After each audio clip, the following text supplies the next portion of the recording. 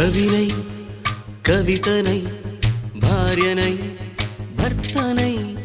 కవినై కవితనై భార్యనై భర్తనై మల్లెల దారిలో మంచు ఎడారిలో మల్లెల దారిలో మంచు ఎడారిలో పన్నీటి జయ గీతాల కన్నీటి జలపాతాల నాతో నేను అనుగమిస్తూ నాతో నేనే రమిస్తూ ఒంటరినై అనవరతం కంటున్నాను నిరంతరం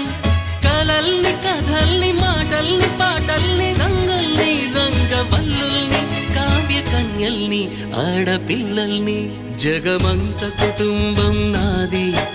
ఏకాకి జీవితం నాది